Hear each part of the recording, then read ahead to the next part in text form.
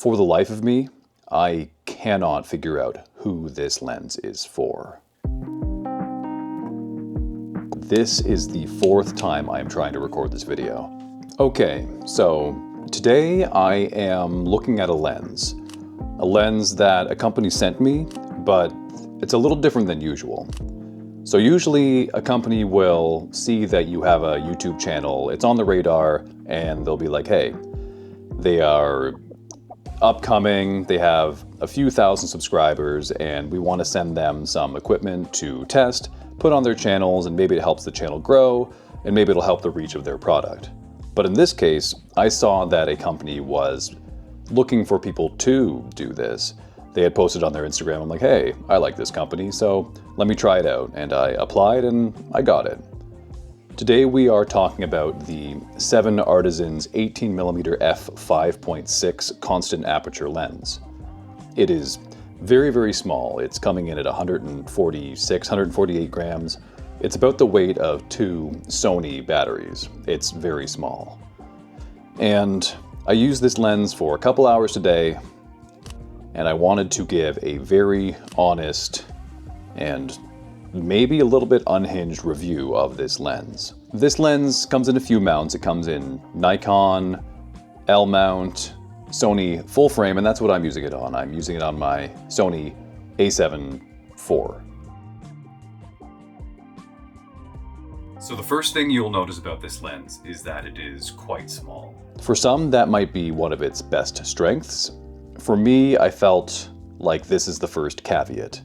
It started to get in the way of itself when I was trying it out. I'm going to be showing some photos on screen, as well as give my unbridled opinions on what this lens is, what it can do, and how it could be improved with a few minor tweaks. Let's talk about build quality. So this lens, while so very small, has an all-metal build.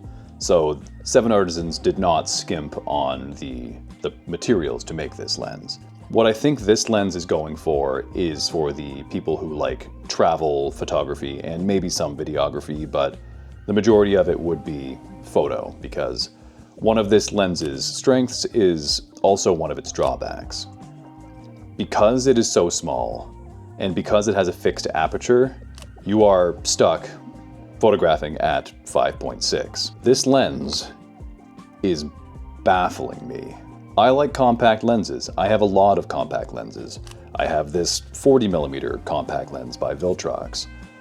I have a couple by TT-Artisans. I've got a couple by Fujifilm for my Fuji systems. This lens, I feel like it was trying to do one thing and then they over-engineered it to be not that one thing. This is just my opinion, and obviously 7artisans doesn't get a say on my opinion, and they sent me this lens in exchange for making a video, and this is the video I decided to make. What I think they were trying to do was to create a very, very small lens that would be something that lives on someone's travel camera or their everyday carry camera. And having a fixed aperture really feels like the way to go with that. So rather than having to think about using the lens or any extra mechanisms on the lens, they get rid of that for you. You bring your camera up, you might even have it on auto settings or aperture priority or whatever, and you just take the photo and you forget about it. And that's all well and good for a disposable body cap style lens. Where I think they went maybe a little off the mark or off track is that they made this also a manual focus lens. And I have no problem with manual focus lenses. Over half of the lenses that I own are manual focus lenses. And those are great because usually with a manual focus lens, you get focus distance markers. And that's one of the issues with this lens, is that there are only 2 focus distance markers on it. You get a 0.3 meter and then you get infinity. So since this lens only has those 2 focus distance markers, it becomes very difficult to judge the distance that you have to focus for any of that area in between.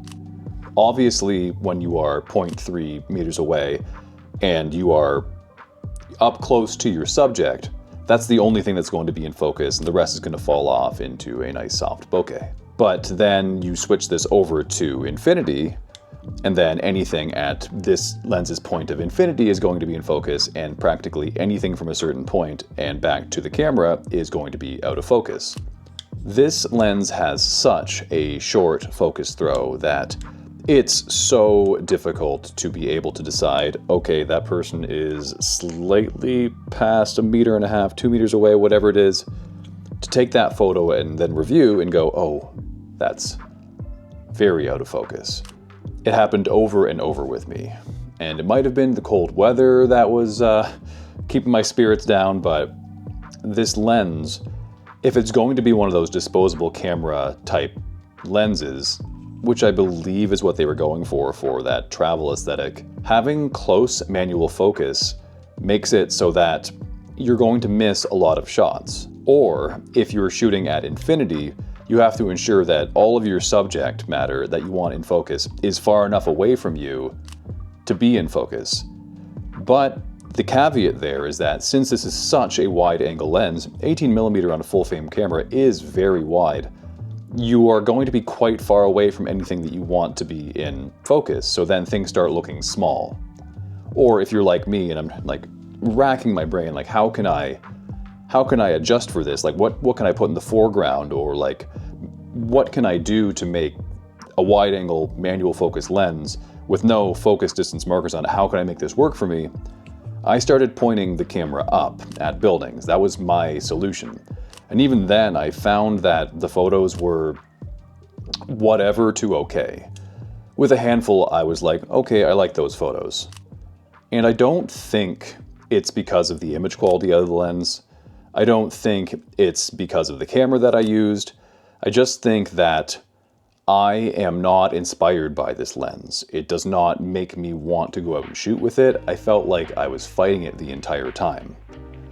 And I want to figure out who this lens is for, but I still can't figure that out in my head because it's a manual focus lens, which I love, and it's a wide angle lens, which I love, and it has a fixed aperture. That concept I think is great for travel photography. And then there's all these little things that stop you from enjoying the lens. The short focus throw, the really, really short focus throw, and the lack of focus distance markers. I don't know, it just could not work with my workflow. And for that, I'm going to say thank you very much, 7artisans, for sending me this lens to review, because I'm sure somebody out there or people in the comments are gonna call me an idiot, or you don't know how to take pictures with a wide angle, or whatever it is. And I'm happy to get those comments because I can engage with them and it's just kind of fun. But I want to love this lens, but it just does not do a thing for me. But I'm not going to give up on it. I'm going to do a whole other video when the weather is nicer, or maybe if I'm traveling somewhere warmer, whatever it is, and I'm going to give it a second chance. But right now, this first video on this lens, I'm going to give it a big whatever out of 10.